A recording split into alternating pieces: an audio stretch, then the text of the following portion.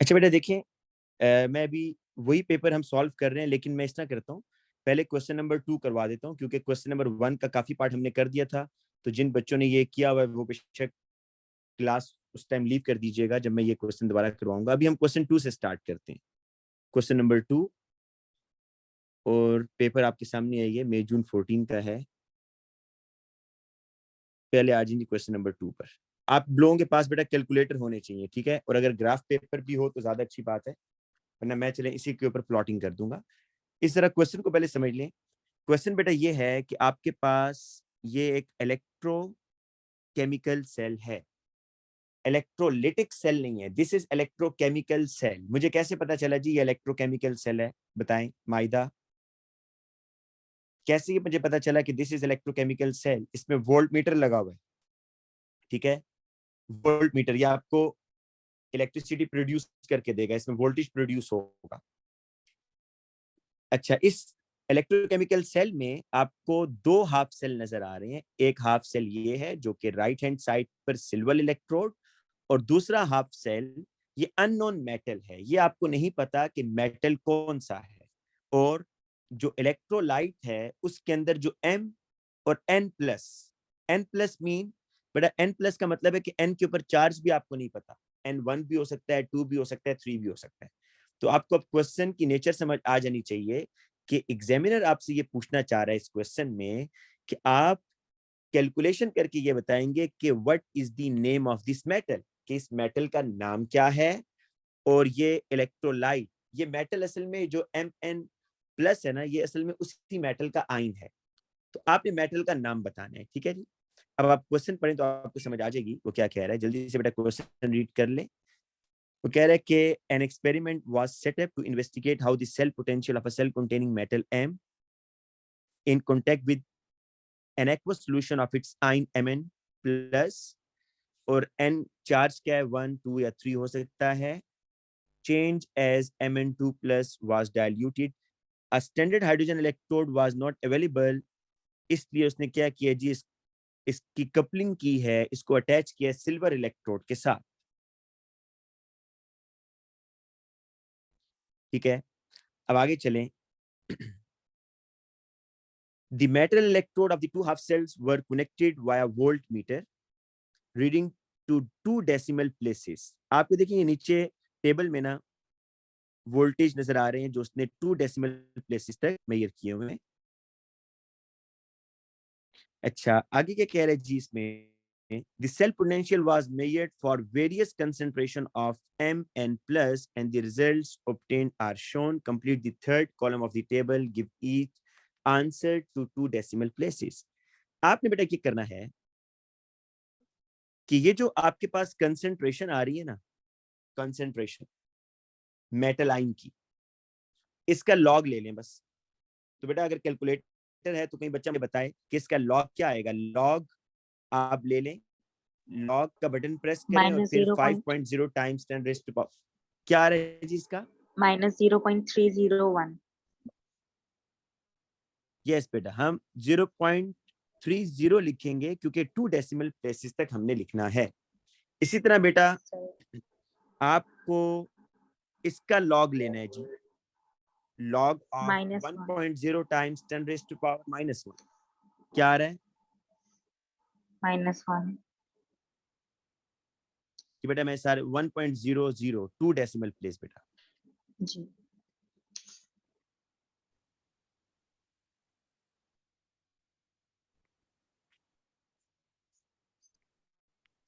ये जी आपने ये काम कर लेना है, ठीक है। अब आप क्या करेंगे जी, आगे आपने प्लॉटिंग करनी है। मैं आपको ये कहूंगा आप बेटा जल्दी से इस टेबल की पिक्चर ले लें अपने मोबाइल से, ताकि जब मैं आगे प्लॉटिंग करूंगा तो आपको प्लॉटिंग करने में आसानी हो। अच्छा, अब देखें जी, ये आपके पास ग्राफ है जिसमें आपने plot a graph to show the relationship between the log Mn plus and the cell potential measured and draw the line of best fit. Y axis पर सेल पोटेंशियल है और एक्स एक्सिस पर बेटा log of metal आइन है, ठीक है। तो आप बेटा देखें लॉग ऑफ मेटल आइन के लिए जो उसने हमने वैल्यूज प्लॉट करनी है ना, मैं यहाँ चलें उसको मार्क करते रहता हूँ। ये देखें इधर है, ये 0.0 -0.5 1.0 1.5 2.0। तो अब सबसे पहली वैल्यू आप टेबल में देखें, सबसे पहली वैल्यू जो आ रही है वो है -0.30। बेटा देखिए, अगर आप ये आपका 0.1 बनेगा, टू बॉक्सेस के बाद 0.1, ये आपका बेटा बनेगा इस तरह है। देखें, ये 0.1 होगा, ये 0.2 होगा, ये 0.3 होगा, ये 0.4 होगा। ऐसे ही होगा, जरा देखें जी, ये सही किया मैंने खुशी? ये ऐसे ही होगा, 0.1, 0.2, 0.3, 0.4 और 0.5। 0.5 तो आपने जो पहली 0.05 प्लॉटिंग डिवीजन एक हर एक। जी जी बिल्कुल, आपने बेटा जो पहला है वो है -0.3, ये इधर आ जाएगा 0.3। बस अब मैं बाकियों को मिटा रहा हूँ, ठीक है, जो हमारे काम के वो लिख रहा हूँ।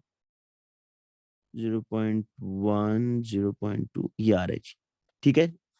फिर वो कह रहा है जी आपके पास आएगा -1.0, वो इधर ही आया है। फिर 1.40 जी इधर आएगा जी, 1.40। फिर कह रहा है 2.0, इधर ही आ गया। फिर 2.30, 2.1, 2.2, 2.3, 2.30 ये आ रहा है जी। फिर 2.70, 2.6, 2.7, 2.6, 2.7, हाँ ये आ गया 2.7। फिर कह रहे हैं जी 3.10, ये इधर आ जाएगा। और फिर है जी 3.70, 6, 3.7 ये आ रहा है जी। ये देखिए, ये तो मैंने नीचे आपको निशान लगा कर दे दिए। अब आपने इसी तरीके से इनकी प्लॉटिंग करनी है। ऊपर बेटा इसकी पिक्चर ली हुई है ना आपने, आप लोग कोशिश ये करें कि खुद अपने ग्राफ के ऊपर प्लॉटिंग करें, ठीक है। मैं भी यहाँ कर देता हूँ, और मैं 1 मिनट के लिए ना स्क्रीन को ऐसे कर रहा हूँ। देखें, अभी आपको स्क्रीन सही सही नजर आ रही है बेटा? मैंने जरा इसको फ्लिप किया अपने अपने आईपैड को, तो आपको पिक्चर नजर आ रही है अभी मेरे जो स्क्रीन पर ग्राफ नजर आ रहा है? अब आपको पूरा नजर आ रहा जी है सर। अपनी ठीक है। अब जरा मैं जल्दी से बेटा प्लॉटिंग कर लेता हूँ। देखें 0.3 और 0.94,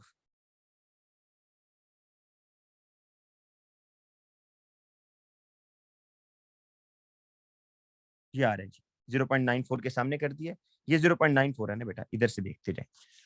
फिर कह रहे हैं जी 0.96 और 1, ये इधर आ रहा है बेटा। फिर कह रहे हैं जी 0.97 और 4.10, 0.97 और 1.40, ये आ रहा है बेटा। फिर आ रहा है 0.99 और 20, 0.99 और 20, ये आ रहा है बेटा। अच्छा, फिर इसके बाद आ रहा है 1 पर 2.30,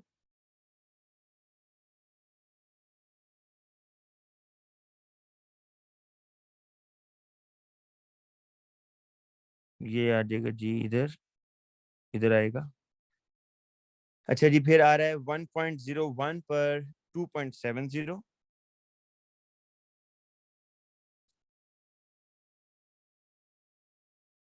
ये इधर आ रहा है।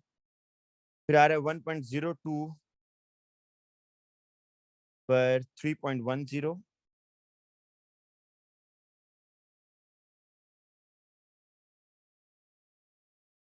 ये इधर आएगा जी। और 3.70 पर आ रहा है जी 1.04,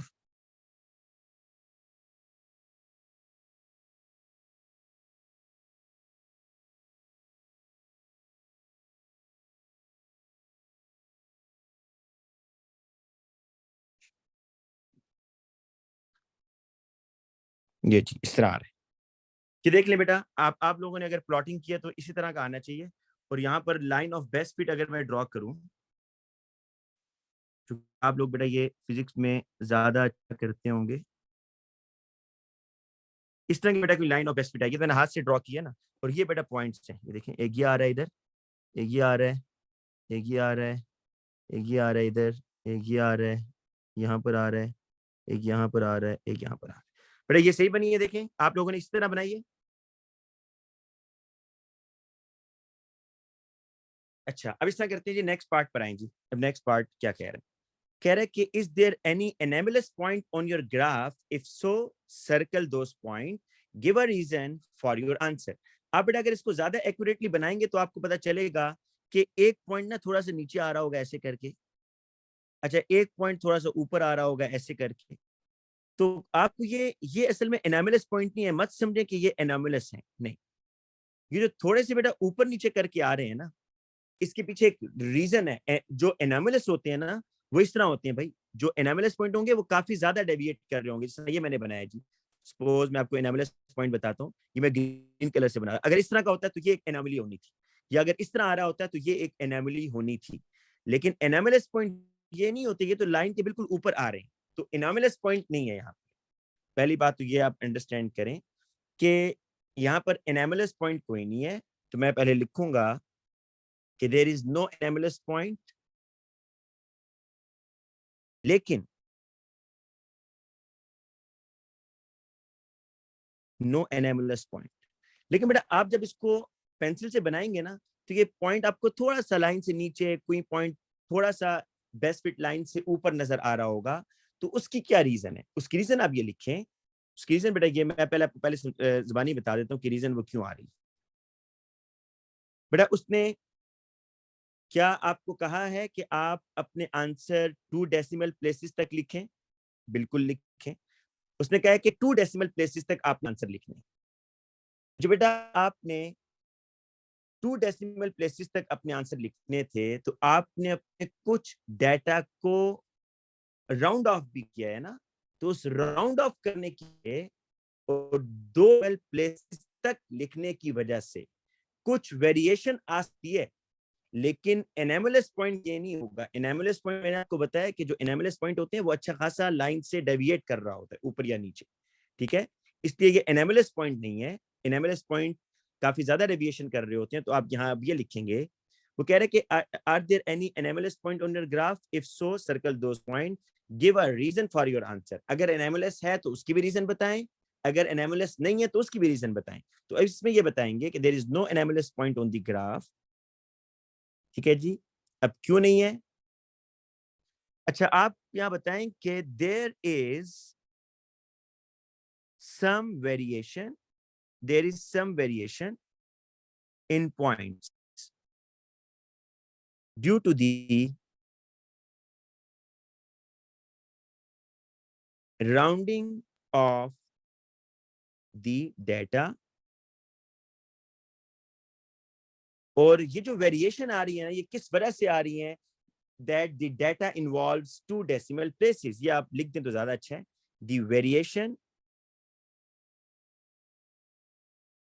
The variations are due to the fact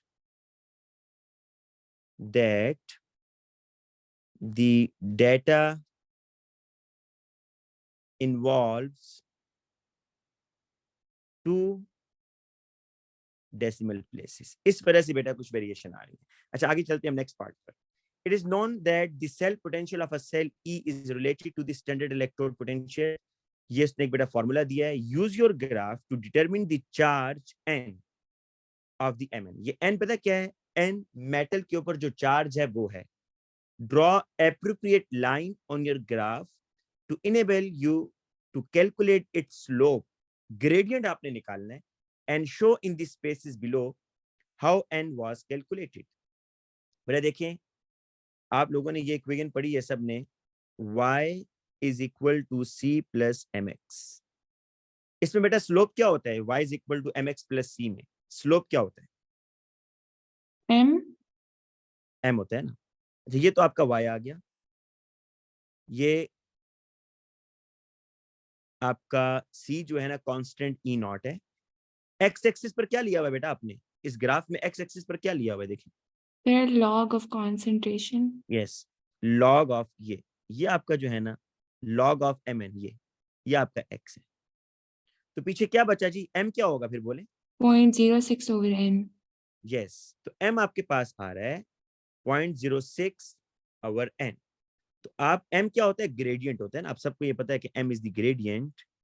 m क्या है बेटा? ग्रेडियंट है। m आपका बनेगा 0.06 ओवर n, और m क्या है? m is gradient. तो अब आपने बेटा ये ग्रेडियंट निकालना है।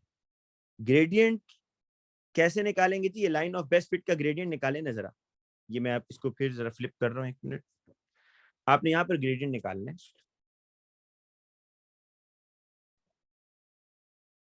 तो एक पॉइंट मैं ले लेता हूँ बेटा y2 माइनस y1 ना, एक पॉइंट मैं ये ले लेता हूँ सपोज 1.01 और एक पॉइंट मैं ले लेता हूँ 0.94।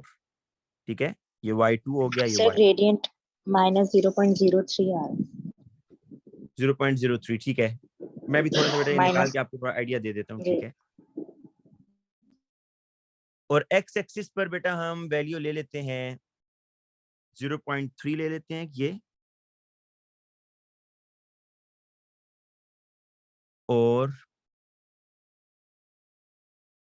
2.7 ले लेते हैं बेटा 2.7। ठीक है जी, ये आपने ले लिया जी इस तरीके से।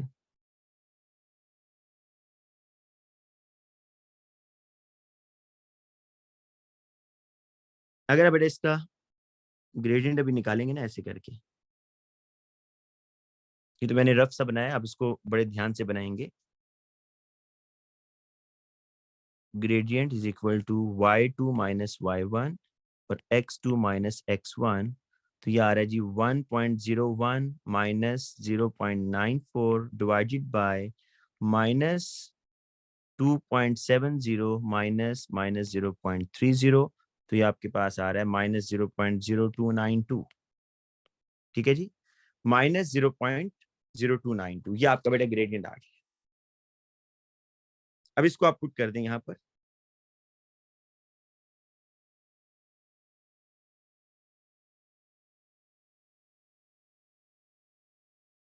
माइनस 0.0292 माइनस, अच्छा ये माइनस भी है बेटा साथ में। ठीक है, ये देखिए माइनस इसके साथ ही है, माइनस 0.06 अवर n, तो n इज इक्वल टू 0.06 अवर 0.0292। बेटा माइनस माइनस कट हो जाएगा, तो आपके पास आंसर क्या आ रहा है, 2 आ रहा है।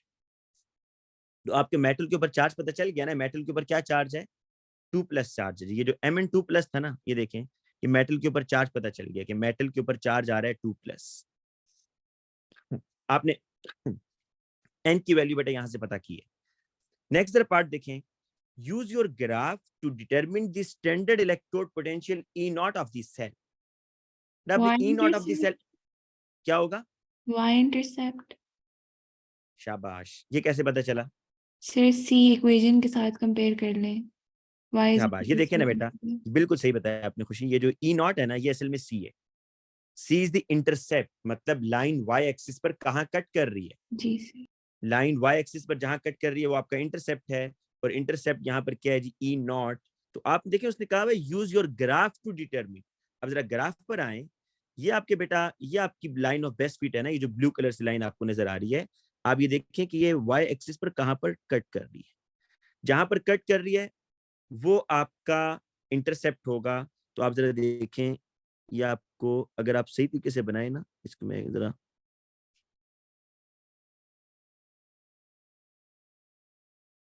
ये बेटा तकरीबन आपका ना 0.93 पर ही आ रहा है, 0.93। ठीक है, अप्रोक्सीमेटली इतना हम रख लेते हैं 0.93, क्योंकि ये वाई एक्सिस है ना बेटा, ये आपका वाई एक्सिस है। देखिए ये वाई एक्सिस है ना, ये दोनों वाई एक्सिस है ना इधर, तो वाई एक्सिस पर लाइन जो टच कर रही होती है दैट इज द इंटरसेप्ट, ये आपका इंटरसेप्ट है। और ये कितने पर आ रहा है, 0.93। तो आप यहाँ लिखेंगे बेटा, लिखना क्या आपने, the intercept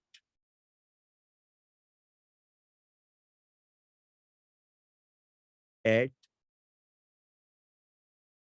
0.00 log mn plus tells us that the E naught value is plus 0.931 या 93, 0.93 जी, ये आपके पास बेटा E नॉट की वैल्यू आ गई। अब आपने क्या करना है जी, ई पार्ट देखें, the standard electrode potential for silver is given. अब आपके पास दो चीजें आ गई हैं, आपके पास टोटल सेल का वोल्टेज भी आ गया है, और आपके पास बेटा टोटल सेल का वोल्टेज ये आ गया ना 0.93, सर ये और आप एक इक्वेशन हाफ सेल का लगाएंगे, E naught bigger minus E naught क्या smaller बेटा, is equal to E naught overall. जी बिल्कुल वही करें, बिल्कुल ये करेंगे, लेकिन पहले क्वेश्चन देख लें। वो कह रहे हैं कि द स्टैंडर्ड पोटेंशियल हमें पोटेंशियल फॉर पता चल सिल्वर ही इज, है। क्या बेटा? मैं कह रही हूँ सेल पोटेंशियल हमें ऊपर 0.93 पता चल गया, एक सिल्वर होगा और एक वो दूसरा मेटल होगा, तो उसी तरह करेंगे, E not bigger minus yes, E not smaller, I जरा थिंक। करें ना, कैसे होगा? करें, शाबाश। क्या आंसर आ रहा है जी? बाकी बच्चे भी करें 0.93 में से 0.80 हटा दें तो 0.1। जी। 0.13।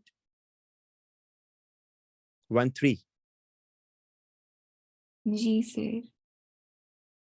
अब देखें, मैं आपको बताता हूँ। ठीक किया, बिल्कुल आंसर ये आएगा। कह रहा है calculate the standard electrode potential for the metal M. आपने मेटल एम का इलेक्ट्रोड पोटेंशियल बताना है। Use the data given on page 12 to suggest the identity of M. देखिए फॉर्मूला तो ये है ना, अगर मैं आपके सामने फॉर्मूला लिखूं, E not of cell is equal to E not of reduction या cathode minus E not of oxidation या एनोड। यही फॉर्मूला है ना, ये आपका कैथोड होता है और ये आपका एनोड होता है। लेकिन ये बताएं खुशी, हमें ये कैसे पता चलेगा कि सिल्वर यहाँ पर कैथोड है या एनोड है? ये कैसे पता चलेगा? फिर उसकी ज्यादा ऑक्सीडेशन नहीं, पोटेंशियल है ना, इलेक्ट्रोड पोटेंशियल उसका ज्यादा है। किससे ज्यादा है? एंड क्या कहते हैं, एम एम मेटल एम से, किससे?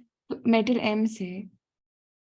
नहीं, आपको क्या पता है? मेटल एम तो आपको पता ही नहीं है अभी। तो सर हम वो कैलकुलेट करेंगे ना, पहले ई नॉट ऑफ सेल से सब्ट्रैक्ट करेंगे, तो अगर 0.13 आ रहा है, उसका potential is lesser than silver, तो इट्स ऑब्वियसली गेटिंग ठीक है, ऑक्सीडाइज्ड। नहीं मैं ये कह रहा हूँ, मैं ये कह रहा हूँ, देखें मुझे जी आपकी सर। बात तो समझ आ गई, लेकिन मुझे ये बताएं कि ये है आपके पास E not of cell that is 0.93, right? जी सर। अब जो सिल्वर आ रहा है, ये बेटा बाकी बच्चे भी आंसर देंगे, ये जो सिल्वर आ रहा है, सिल्वर जिसकी ई नॉट वैल्यू इज गिवन 0.8, मैं इसको यहां पर लिखकर 0.80 माइनस इसको ई नॉट ऑफ ऑक्सीडेशन लिखूं, या मैं इसको ऐसे लिखूं 0.93, मुझे क्या पता कि, और यहाँ पर 0.80 लिखूं, मुझे ये कैसे पता है सर आंसर कि जी निकलने के ये, बाद नहीं पता चलेगा? अच्छा ठीक है, लेकिन उसका एक और तरीका मैं आपको बताता हूँ। चलिए, हम अब हमें ये नहीं पता चल रहा ना कि हम सिल्वर को कहाँ रखें, है ना, एनोड पर या कैथोड पर। वो कह रहा है use the data given on the page 12 to suggest the identity of metal. आपने जरा डाटा देख लें, देखें सिल्वर तो ये आ रहा है जी, सिल्वर आपके पास आ रहा है यहाँ पर ये, ठीक है, इसकी ई नॉट वैल्यू है 0.8। अब जरा चेक करें कि यहाँ पर जो सिल्वर से ज्यादा आपके पास ई नॉट आ रही है, उसमें कोई मेटल है? चेक करें, ये जो सिल्वर से ज्यादा ई नॉट वैल्यूज आ रही हैं, कोई मेटल है इसमें? ये उसी पेपर के अंदर गिवन है डाटा। No sir.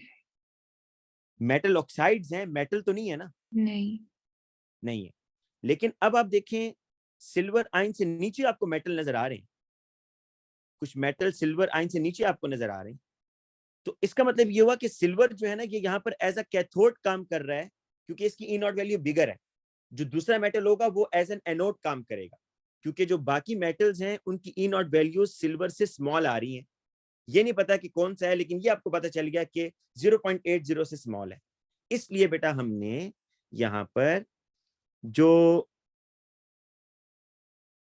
आपका रिडक्शन होगा ना, वो सिल्वर ही होगा, क्योंकि इसकी E not value is more positive, तो ये रिड्यूस होगा। तो ये आएगा 0.80 माइनस, इसको हम ऐसे ही छोड़ देंगे, ई नॉट ऑफ ऑक्सीडेशन। सर जी बेटा।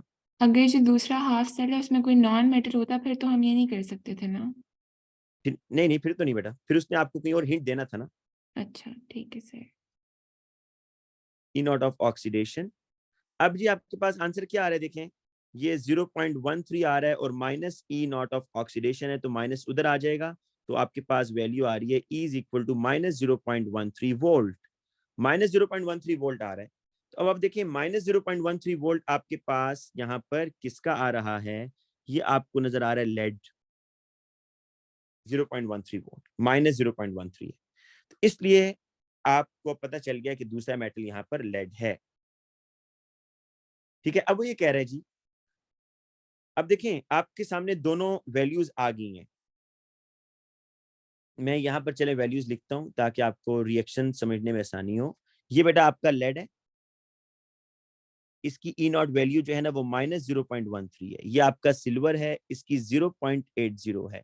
जो मोर पॉजिटिव होता है वो इलेक्ट्रॉन गेन करता है, जो मोर नेगेटिव होता है वो इलेक्ट्रॉन लूज करता है। मतलब वैसे होगा जी कि ये मेटल मेटल आयन में जाएगा, पीबी किस में जाएगा, Pb2+ में जाएगा, ठीक है, ये डिसॉल्व होगा बेटा।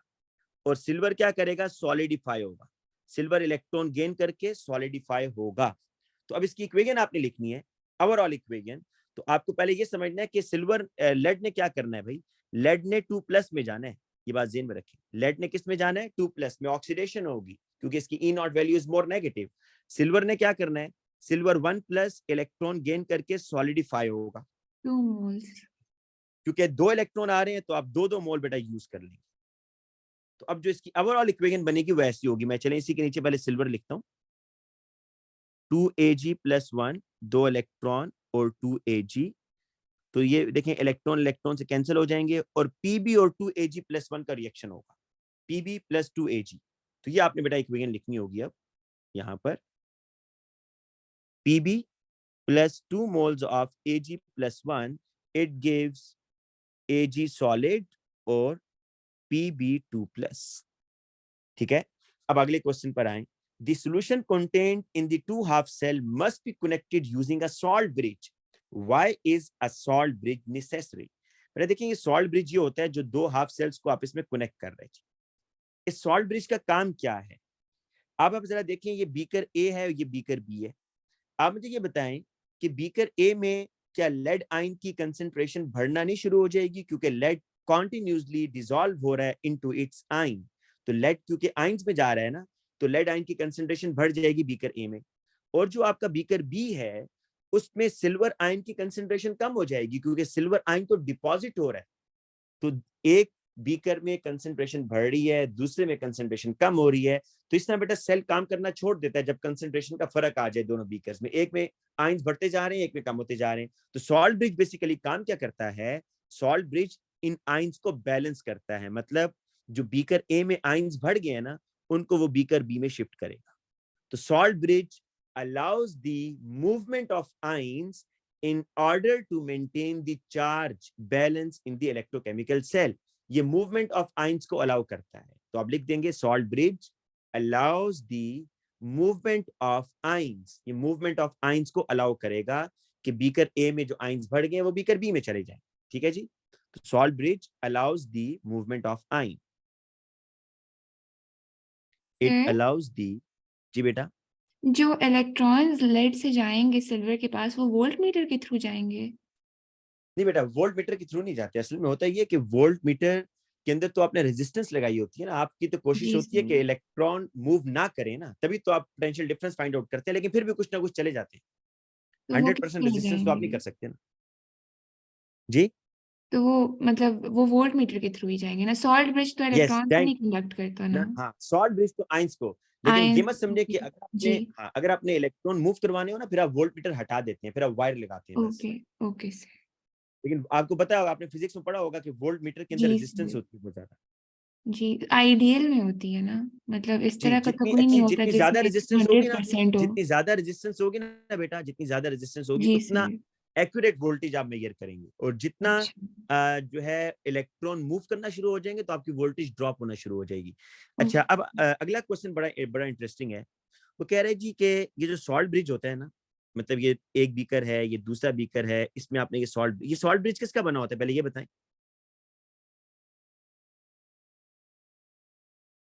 ये सॉल्ट ब्रिज किसका बना होता है भाई? नहीं नहीं, मतलब मटेरियल क्या है आप बताएंगे। कॉटन वूल आप ले लें, कॉटन वूल नहीं होती जो रुई होती है, उसको आप लें और उसको आप यू शेप ट्यूब बना दें, एक एंड एक बीकर में डाल दें, दूसरा एंड दूसरे बीकर में। या हम इस तरह भी कर लेते हैं कि कॉटन वूल इसके एंड्स पर लगा देते हैं इधर, और इसके अंदर एक सोल्यूशन डाल लेते हैं। वो कह रहा है कि इस सॉल्ट ब्रिज के अंदर जो सोल्यूशन होगा ना, ये सोल्यूशन कह रहा है which of the following salt would be suitable to use in the salt bridge. Salt bridge बेटा कोई मुश्किल चीज नहीं, आप कॉटन वूल लें, ये देखें, this is the cotton wool, ये जो मैं अभी बना रहा हूँ ये कॉटन वूल है। आपने इसको इस तरह की ट्यूब नुमा शेप बनानी है और इसकी किसी सोल्यूशन में डिप करना है, ठीक है, ताकि इसमें से आयंस मूव करे ना। ड्राई कॉटन वूल आप यूज नहीं करेंगे, आपने इसको किसी सोल्यूशन में डिप करना है। तो वो कह रहा है कि आप सॉल्ट ब्रिज जब बनाएंगे तो कौन सा सोल्यूशन आप लेंगे, पोटेशियम क्लोराइड, पोटेशियम नाइट्रेट या पोटेशियम सल्फेट। आपको मैं एक बात बता दूं कि आपके पास जो एक बीकर है ना, उसमें लेड आयन है। एक बीकर में क्या है? Lead ion. दूसरे बीकर में क्या है? Silver ion. अब अगर बेटा अब अगर आप लेते हैं यहां पर KCl, सपोज आप सॉल्ट ब्रिज में क्या लेते हैं जी? KCl लेते हैं। ये देखिए जी, सॉल्ट ब्रिज में क्या ले रहे हैं? KCl। तो क्या क्लोराइड आयन बेटा यहां से इधर आएगा या नहीं आएगा? कॉटन वूल से बिल्कुल आएगा, यहाँ क्लोराइड आयन भी आएगा। और क्लोराइड आयन और लेड आयन आपस में मिलकर पता है क्या आप करते हैं? प्रेसिपिटेट बना देते हैं, PbCl2, इनसॉल्युबल सॉल्ट बना देते हैं। तो इसलिए पोटेशियम क्लोराइड तो आप यूज नहीं कर सकते, मैं भी आपको लिखवाऊंगा, लेकिन पहले सुन लें। पोटेशियम क्लोराइड आप इसलिए यूज नहीं कर सकते बेटा कि पोटेशियम क्लोराइड में जो क्लोराइड है ना, वो लेड आयन के साथ मिलकर प्रेसिपिटेट बना देता है। Same for the potassium sulphate. अगर आप बेटा पोटेशियम सल्फेट लेते हैं यहाँ पर K2SO4, तो पोटेशियम सल्फेट में जो सल्फेट है वो इस सॉल्ट ब्रिज के थ्रू इस बीकर में आ जाएगा। और आपने ये ओ लेवल्स में ये बात पढ़ी होगी कि कौन से सल्फेट्स वाटर इनसॉल्युबल होते हैं। तो ये जो लेड सल्फेट बेटा, ये जो सल्फेट है, जब ये इस बीकर ए में आएगा तो यहाँ पर लेड आयन तो प्रेजेंट है, तो PbSO4 आप इसे मिलकर प्रेसिपिटेट बना देंगे। इसलिए पोटेशियम सल्फेट भी कोई अच्छा सॉल्ट नहीं है, ये आप यूज नहीं करेंगे। तो आप कौन सा यूज करेंगे? KNO3। क्योंकि जो पोटेशियम नाइट्रेट है, आपको पता है all nitrates are water soluble, तो नाइट्रेट दोनों बीकर्स में से जहां मर्जी चला जाए वो किसी के साथ प्रेसिपिटेट नहीं बनाएगा। तो आप बताएंगे यहां पर कि KCl and K2SO4 would not be suitable because they would produce precipitate of PbCl2 and PbSO4. Hence, KNO3 would be suitable salt to be used in the salt bridge. KNO3 would be suitable salt to be used in salt bridge. ठीक है जी, बेटा ये होगी बात हमारी यहाँ खत्म। अच्छा, अब मैंने कुछ एनालिटिकल केमिस्ट्री की बेटा आपको चीजें करानी है, वो भी मैं अभी आपको नेक्स्ट क्लास में एनालिटिकल केमिस्ट्री की कराऊंगा। और दूसरी बात, मैं 27 से ना बेटा 27 से मैंने पास पेपर का एक सेशन स्टार्ट किया, तो वो उसका भी मैं आपको प्लानर सेंड कर दूंगा। 27 ऑफ मार्च से लेकर 27 ऑफ अप्रैल तक 1 मंथ का होगा। इसमें A2 के सिर्फ पास पेपर हम करेंगे एक तरतीब के साथ। प्लानर मैं आपको सेंड करूंगा, प्लानर में आपको बताया होगा कि आपने इस दिन ये टॉपिक रिवाइज करना है, और उस टॉपिक से रिलेटेड जो मुश्किल वाले क्वेश्चन होंगे, वो वाले क्वेश्चन नहीं जो हम लोग पहले डिस्कस कर चुके हैं, मैं उसके लिए कोई नए क्वेश्चन बेटा निकालूंगा और वो हम डिस्कस करेंगे हर टॉपिक वाइज। तो ये अब हम स्टार्ट करेंगे फिजिकल केमिस्ट्री से, ठीक है? फिजिकल केमिस्ट्री A2 से हम स्टार्ट करेंगे, 27 को स्टार्ट होगी। और प्लानर जो है ना मैं ग्रुप में कल तक शेयर कर दूंगा। आपने उसके अकॉर्डिंग हर रोज अपना जो है ना टॉपिक तैयार करना होगा, और 90 मिनट्स की तकरीबन क्लास हुआ करेगी। उसमें उससे रिलेटेड जाहिर बात है बेटा, सारे पास पेपर तो नहीं हो सकते ना एक टॉपिक से रिलेटेड मैं, लेकिन मैं कोशिश करूंगा जो मुश्किल वाले हैं वो मैं टारगेट करूं, और बाकी आसान वाले फिर आप लोग खुद करेंगे। ठीक है? ठीक है बेटा? Okay, sir. Yes, sir. Thank you. ठीक है जी, Okay, ठीक sir. है जी, अल्लाह हाफिज।